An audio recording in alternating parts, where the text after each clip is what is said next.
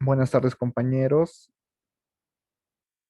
La clase del día de hoy va a ser sobre el protocolo IP, sobre la capa 3. Vamos a empezar a hacer ejercicios ya de lo que es un meteo. Como dije la clase pasada, esto ya es el clímax, la parte más importante de la materia en realidad. Y bueno, vamos a empezar repasando. Es una diapositiva del licenciado Blackwood. Algunas temáticas puntuales para luego ir de golpe a la explicación del submeteo FLCM y BLCM y una breve introducción a lo que es la notación CIDR que vamos a llevar, ¿no? Eh, Básicamente ya como lo vengo repitiendo clase tras clase, estamos viniendo de arriba a abajo, em, top down. Primero hemos hecho la capa de aplicación, ya lo hemos visto de forma extensa, se puede decir, con la parte de lo que son los sockets, básicamente, y los programas de aplicación que han visto en laboratorio al montar un servidor HTTP, de correos, de video, de lo que sea, ¿no? Posterior a eso hemos hecho la capa de transporte, hemos intentado llevar a cabo, y es en la materia y acá, todo las formas en las que trabajan UDP y TCP. Básicamente es lo que está orientado a la conexión y no a la conexión y por qué, y los protocolos dentro y las formas que existen en cuanto a establecer y cierre de conexión en cuanto a TCP y la forma de control de gestión de buffer, los temas más resaltantes que tiene ese capítulo. El capítulo 3, la parte 3 del protocolo IP, básicamente nos encuentra los componentes y la forma de qué es la red, de hacer red. Ya no estamos en una capa superior donde nos preocupábamos sobre la conexión y más que todo la parte aplicativa y la programación, como les mencionaba. Esta parte ya es directamente lo que es un router y cómo vamos a direccionar, eh, no- o encaminar nuestros paquetes o datagramas, ¿no? Depende cómo lo mencionen. Acá podemos ver que si vamos a ver protocolos de enrutamiento para ver elegir una mejor ruta. Vamos a llevar los vector distancia y Dijkstra más que todo. Vamos a ver en cuanto al protocolo IP cómo se maneja el direccionamiento, el formato del datagrama lo vamos a ver en un momento a continuación, más que todo la cabecera, y cómo es el manejo de paquetes en realidad. El protocolo ICMP es un protocolo que utilizamos más que todo cuando hacemos un ping para ver si el destino es alcanzable o inalcanzable. Más que todo esto lo vamos a ver al establecer la red entre máquinas. Esto lo vamos a ver directamente en Cisco Packet Tracer de manera más precisa. Vamos a ver cómo son los reportes de errores, señalización de un router. Vamos a ver la tabla, una tabla, que esta tabla lo genera el router como tal. El router tiene un modelo de arquitectura, no es el modelo von Neumann, modelo similar, tiene sus dispositivos y sus chips, microchips, tiene una ROM, tiene una RAM y tiene varios circuitos integrados, evidentemente diseñados para manejar lo que es el ruteo y estos algoritmos y esta tabla de enrutamiento que vamos a ver. Vamos a ver los protocolos RIP o SPF, BGP, como les mencioné antes, a, a forma de detalle y vamos a hacer una explicación breve de el por qué implementar y el por qué no implementar básicamente. Estos protocolos son para enrutamiento más que todo en LANs, o sea, Local Area Network, de geográficamente de corta distancia y computadores alrededor de un switch bajo la topología estrella. Esto lo vamos a ver a detalle en Cisco Packet Tracer, no esta clase, la siguiente. Vamos a hacer unas 3 clases de este tema. Como les menciono, es la parte más importante en realidad de la materia, que es hacer una red, crear una red. Este es el formato del datagrama, el header, la cabecera como tal. La clase pasada vimos el header de UDP y de TCP. Eh, Ellos están embebidos en este datagrama. Vale decir que en capa 3 la cabecera más importante es esta. Acá vemos sus espacios. dónde está la longitud de la cabecera, tipo de servicio, longitud del datagrama como tal o del paquete, identificador, es el desplazamiento de fragmentación, es la ventana que hemos visto, el time to life, el tiempo de vida, el TTL, esto es de los saltos del router y del tiempo cronómetro que tiene para un timeout. Protocolo de capa superior, acá es donde veíamos TCP y UDP, simplemente acá nos indica que TCP se indica con el 6, UDP con el 17. Evidentemente existen otros protocolos en capa de transporte, pero estos dos son los más importantes. Suma de comprobación de cabecera, el famoso checksum, la dirección IP de origen de la PC que está enviando o el dispositivo, no necesariamente es una PC, puede ser un router, puede ser un servidor, etcétera. El dispositivo de destino, ¿no? Opciones si existen y los datos como tal. Básicamente es esto. La clase siguiente vamos a hacer una breve explicación más detalle y lo vamos a ver esto en Cisco Packet Tracer, ¿no? Al simular. La fragmentación y el reensablado, como lo mencioné en la clase pasada, ocurre en TCP. El TCP maneja mayormente esto, pero no lo fragmenta TCP como lo mencioné, lo fragmenta el protocolo IP en capa 3. Tiene controladores, acá vemos el máximo tamaño de transmisión, unidad de transmisión, MTU, y cómo es que trabaja esto. Bueno, no es muy necesario para la materia, si se podría decir. Es un poco muy profundo y avanzado, pero a modo de comprendimiento. Acá vemos un datagrama, la cabecera, donde nos indica que la unidad máxima de tamaño es 1500 bytes, y aquí lo va a fragmentar. El offset es la compensación, por si acaso. El flag es el 1, vale decir que estamos fragmentando, y el ID del paquete como tal. Estos paquetes tienen que llegar evidentemente en orden y tienen que ser reensamblados igual porque son necesarios para el protocolo de capa superior TCP. El, Esta es la parte importante, el direccionamiento IP versión 4. Nosotros vamos a trabajar con lo que es la versión del protocolo IP versión 4. No vamos a trabajar con el protocolo IP versión 6. Si a alguno le interesa esta parte o tiene desea estudiar, enfocarse en esta área, en esta parte, eh, los cursos de Cisco y la certificación CCNA como tal, si trabaja. eh, Más que todo a modo de información. Acá vamos a ver los interfaces ya de forma más precisa y lo más importante que es una red, la anterior clase, la clase pasada, eh, dibujamos, hicimos un diagrama más o menos de cómo haríamos la red para un internet, qué topología usa, qué IPs, qué es un segmento, pero no segmento del, del paquete de TCP, ¿no? Un segmento de IPs. Acá vemos que dirección IP es un identificador de 32 bits para un host o una interfaz de un router. Ese es el número que vemos, ¿no? El 192.168.1.0 normalmente. Es un grupo, es un número de 32 bits dividido en octetos, cada uno evidentemente de 8. Se puede representar de forma decimal con la notación CIDR para la máscara, para hacerlo más sencillo, o lo podemos presentar de forma binaria, que lo vamos a ver en adelante. Acá podemos ver interfaces claveras por un switch Ethernet, que es esta como tal, y acá conectadas por una estación de base Wi-Fi, un router con antena Wi-Fi. Este diagrama, esta imagen es necesariamente importante porque nos damos cuenta que una red se puede dividir, subdividir. Todo esto es una red, pero si se dan cuenta, está dividida en tres partes. Eso es lo que vamos a hacer, ese es el subneteo, eso es subnetear, subdividir una red. Tenemos una red como tal y la vamos a subdividir en redes.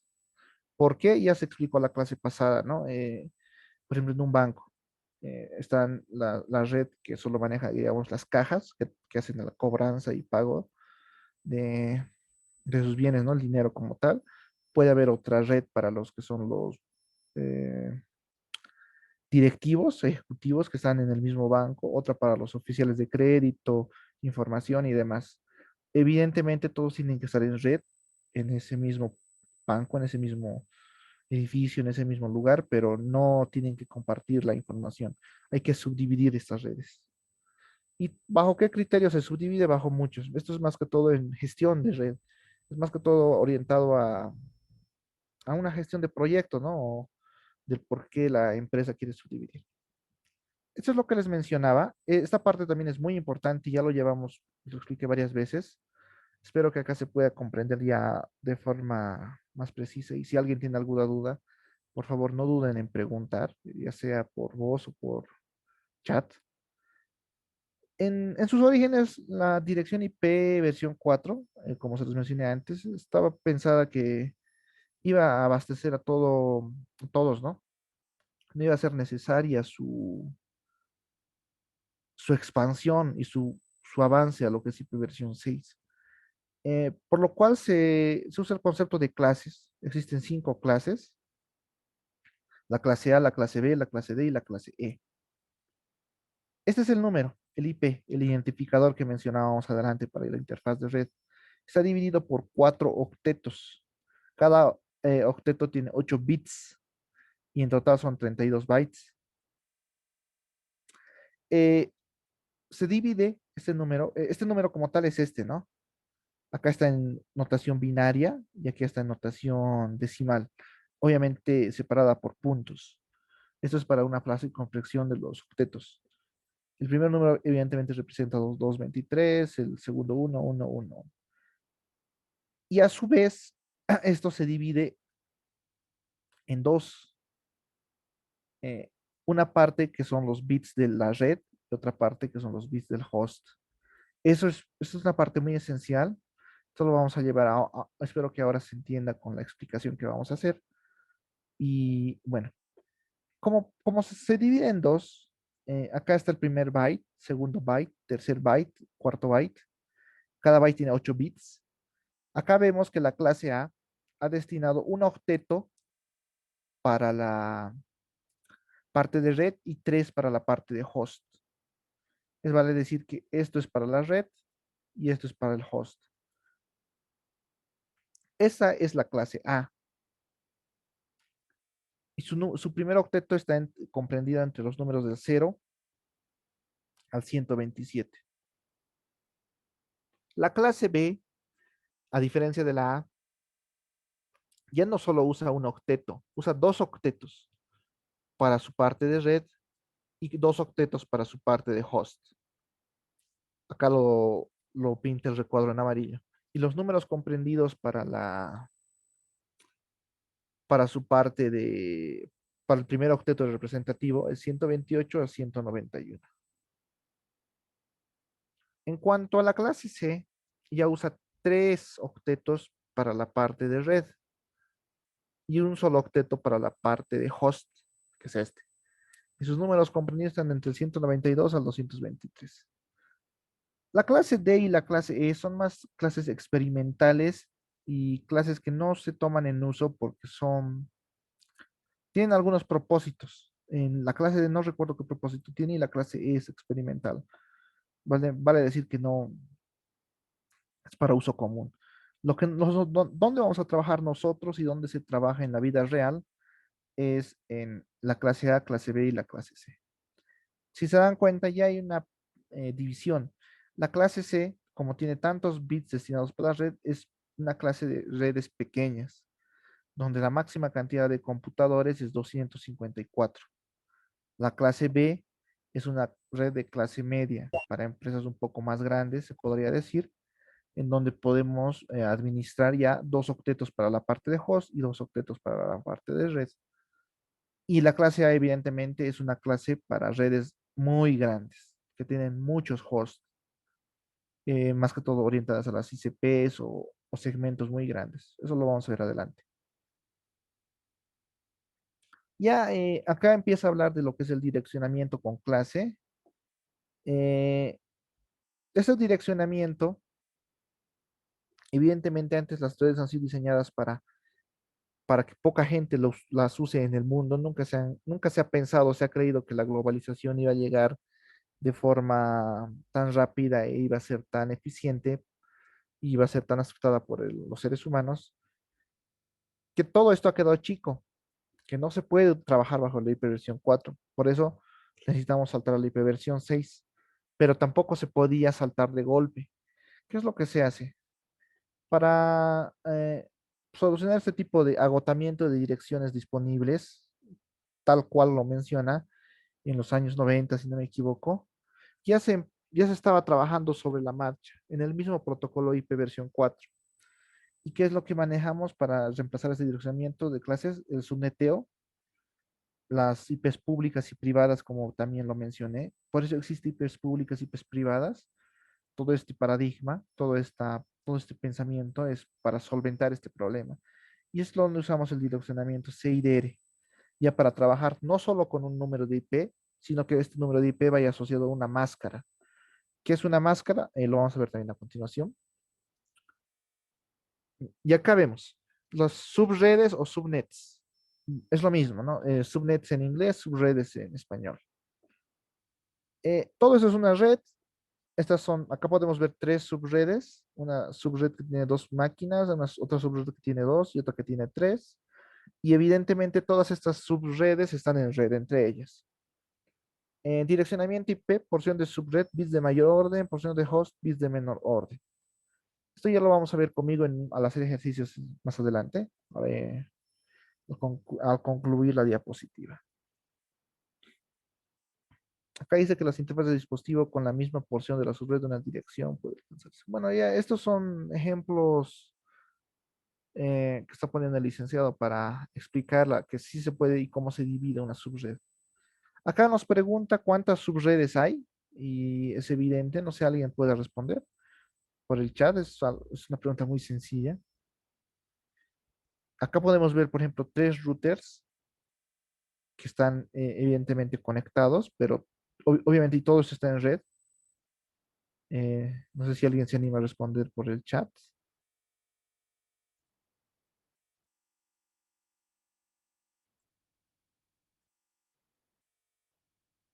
Y acá vemos las clases, ¿no? De la clase CIDR. Es una notación, perdón, no es una clase. Es ruteo de interdominios sin clases. Esa es su traducción al español. Sí, está bien. Tres subredes, correcto a los dos compañeros que han respondido. Es sencillo, como les digo.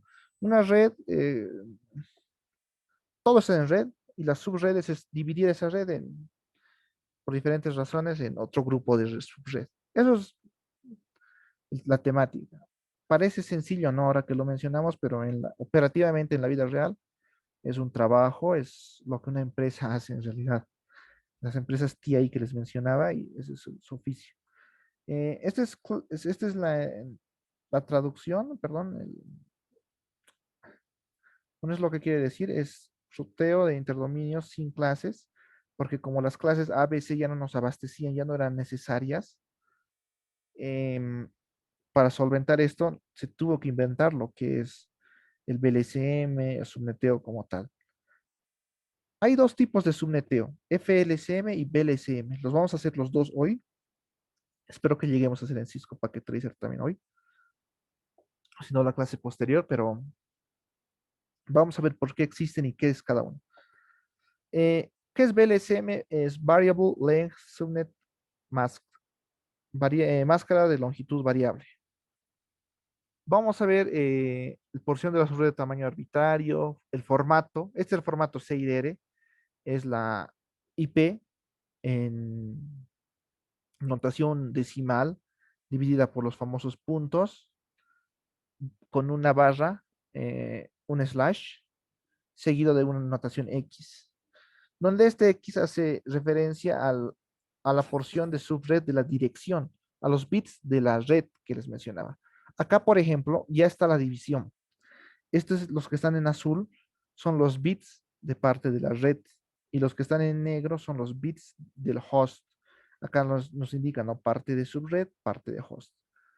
Y simplemente es contarlos, ¿no? Acá, por ejemplo, vemos que son 23. Si los cuentan, son 23. Y eso es lo que nos indica el CIDR. Para hacerlo más sencillo, acá 23. Acá son 1, 2, 3, 4, 5, 6, 7, 8, 9 de parte del host. 9 más 23, 32, que cumplen los 32 bits. Simplemente es eso. Y esta es la IP, ¿no? Acá nos da ya ejemplos, un bloque de 16 direcciones, haciendo una pequeña organización. Ya, esto es un poco igual avanzado. Bajo todo lo explicado hasta acá, es cómo funciona el Internet. Lo mismo se aplica para una ICP, que es una ICP Entel, Tigo, Viva, ¿no? Lo que les he mencionado. ¿Cómo subnetean ellos? Como lo vamos a aprender, como lo vamos a hacer. Es lo mismo. La lógica sigue para grandes, medianas empresas, o para hogares en este caso, ¿no? O para internet. No hace diferencia. Pero acá la diferencia es que nos asignan un bloque, como dice, de direcciones. Este bloque de direcciones es el con el que tenemos que trabajar, es lo que tenemos que subnetear. Esto lo vamos a entender al hacer ejercicio más adelante. Acá nos vuelve a indicar la notación CIDR, la parte de red, la parte de host. Hasta esta parte de la parte teórica de la diapositiva, ¿alguien tiene alguna duda o pregunta? Como les mencioné, pueden cortarme si tienen alguna duda. Esta es la parte más importante de la materia. Acá ya son ejemplos y preguntas. ¿Se conoce con el bloque de direcciones? Bajo una premisa como esta, como una IP y un CIDR, ya se pueden responder este tipo de cuestionantes. Todo se puede responder, tiene su porqué, tiene su organización, lo vamos a ver en el ejercicio en un momento. Una pregunta, creo. Ya. Acá hay más ejemplos. Se conoce un bloque de direcciones. Esos digo más ejemplos. ¿Cómo obtener un bloque de direcciones? Eso. Normalmente un ICP maneja un gran bloque de direcciones. Normalmente están ellos en clase A y subnetean a esa clase y reparten en la ciudad por nodos, que son los postes. Un nodo tiene unos 30 IPs públicos y esos ya son IPs. Esa es la diferencia también más grande. Ellos subnetean IPs públicas. Nosotros vamos a subnetear IPs privadas porque estamos aprendiendo. Vamos a subnetear, digamos, en un internet, en un banco, o en una empresa, o en un entorno cerrado. Pero el subneteo de una empresa de redes como Entel, Viva, Tigo, o una empresa que ofrece servicio Access, hace lo mismo, pero en IPs públicas, que manejan ya grandes segmentos. Eso es lo que menciona acá el licenciado. Eh, Agregación de rutas, la capacidad de emplear el mismo prefijo para anunciar múltiples redes. Vamos a ver cómo se trabaja con esto también. La pregunta de la clase pasada era, eh, en un internet hemos conectado 6 computadoras. Estas 6 computadoras salen con la misma IP a la calle y la respuesta era sí. Y esto es gracias al nateo. Es esto básicamente. Lo vamos a ver más adelante. Bueno, gestión de direcciones, cómo un ICP obtiene un bloque. Ya, esto es la asignación de números por la asociada. Eso explicamos en la segunda clase. Eh, la gestión de DNS y la asignación que existe ya por continentes asigna un número, un segmento muy grande a la ICP, que es Intel como tal. Internet Corporation for Assigning Names and Numbers. Esta página, que es una organización, es la que hace esta asignación. Acá pone un breve ejemplo de lo que es el servicio de capa de aplicación de DHCP para otorgarnos un número de IP para conectarnos. Nos muestra cómo funciona en capa de aplicación. Esto no es muy relevante, solo quiere explicarnos cómo es que tenemos una IP. Seguramente la mayoría de ustedes tienen un router o un punto, que es un celular, o qué sé yo, y es cómo nos asigna bajo el servicio de DHCP. Acá la parte importante, traducción de redes, NAT, el nateo, Network Address Translation. ¿Cómo podemos ver que varias personas de un hogar, acá, 10.0.0.1 la PC1, 10.0.0.2 la PC2, 10.0.0.3 la PC3, salen con el mismo IP al resto del Internet? El router hace un nateo, gracias a que el router hace un nateo. ¿Qué es el nateo?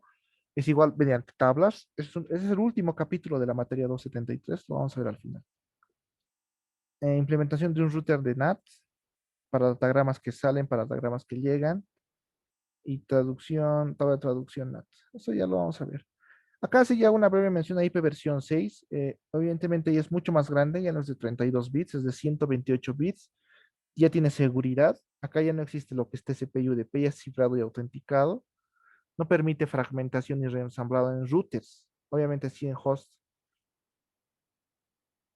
Y es algo como esto. No lo vamos a llevar. Para los que les interese, como les digo, en Cisco CCNA, en la certificación del CCNA lo van a ver. Esta parte no lo vamos a llevar en la materia.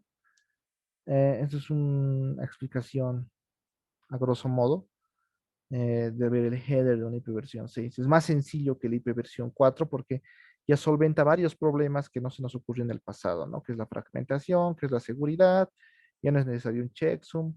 Acá tiene un límite de saltos, como el índice de la siguiente cabecera, un flujo de etiquetas, tráfico de clases, la versión, la carga útil, que es el payload, ¿vale? Los datos como tal, la dirección de destino y de origen. Eh, Transición de IP versión 4. Este es un tema muy importante. Hay varias tesis en la misma carrera, en nuestra carrera, destinado a esto, cómo transicionar de una empresa o de una organización de IP versión 4 y IP versión 6. Hay herramientas, es una parte muy interesante. Son tesis y proyectos de grado. Se puede operar en una combinación con router IP versión 4 y IP versión 6 y es para que ustedes lo averigüen. Y acá ya vemos funcionamientos de IP versión 6. Esta parte ya no es redundante para nosotros. ¿Alguien tiene alguna duda o pregunta hasta lo mostrado hasta acá, hasta lo mostrado? No es más amplio, más bien todo lo contrario, es más sencillo. La cabecera es más sencilla. Es por eso, ¿qué es el objetivo de un ingeniero en sistemas, de un informático, de nosotros como tal, de un programador? Hacer sencillo lo difícil. Ese es nuestro objetivo. No, no tenemos por qué complicar las cosas. Y IP versión 6 evidentemente busca eso. Su cabecera es más sencilla. Y aparte de ser sencilla, ha solventado problemas del pasado. Eh, ¿Gracias a qué? A que tiene más bits, evidentemente, es un número más grande que va a soportar a más cantidad de dispositivos. Con el IoT, por ejemplo, Internet of Things, el Internet de las Cosas, es más adentrado a la era de la digitalización que vivimos actualmente. Y no, no es más complicado, más bien es más sencillo para respetando lo que es embeber lo difícil, ¿no? Embeber el código que dicen o embeber abstraer un dispositivo. Es bajo cual las empresas tecnológicas se rigen, ¿no? Por ejemplo, la abstracción del televisor. Nadie sabe cómo funciona un televisor en realidad, no de un solo un ingeniero o un electrónico. Pero la TV es diseñada de tal forma, es tan sencilla que solo lo usamos presionando botones. Es abstraer. Y es lo mismo en ipv 6, es lo mismo que tenemos que buscar nosotros. ¿Alguna otra duda o pregunta?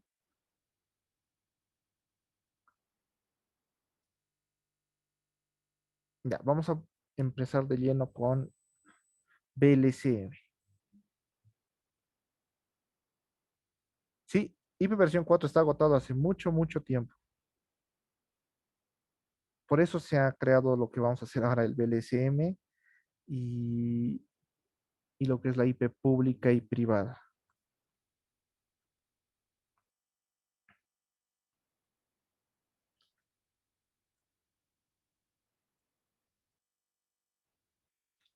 Vamos a trabajar en la clase C primeramente, una clase de una red pequeña.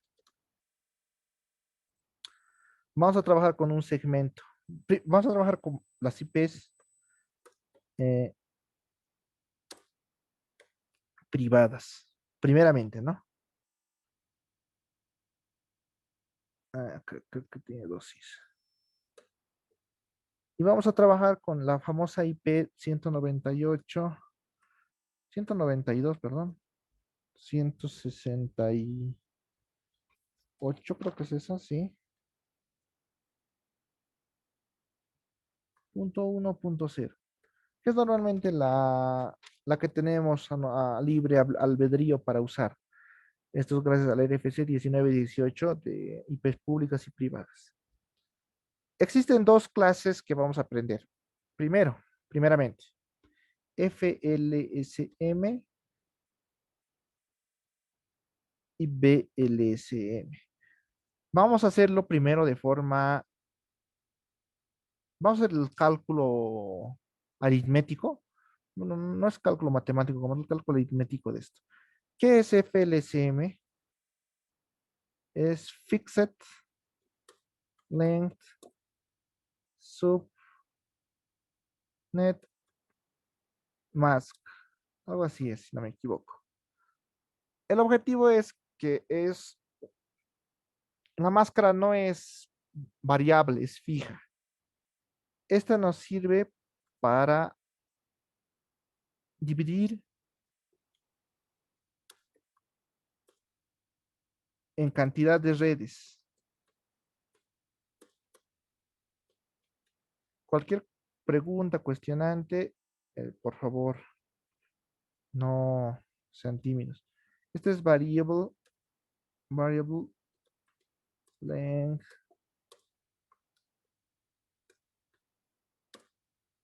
subnet mask.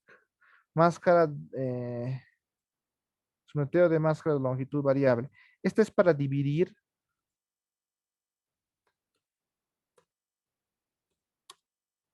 en cantidad de hosts. Sí. En un momento se va a cortar y vamos a ver. Mientras tanto voy a explicar. Eh, para dividir el primero. El primero no es tan usado actualmente. Pero si es así, ¿por qué lo estamos aprendiendo? Ay, perdón, muy grande. No es muy usado actualmente en la vida real.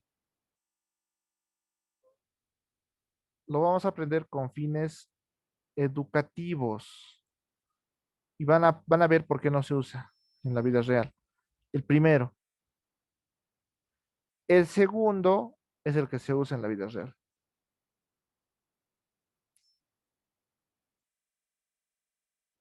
La pregunta del millón, ¿por qué vamos a aprender si no se usa? Por fines educativos y para que se comprenda el segundo también. Ahora, cuando hagamos o tengamos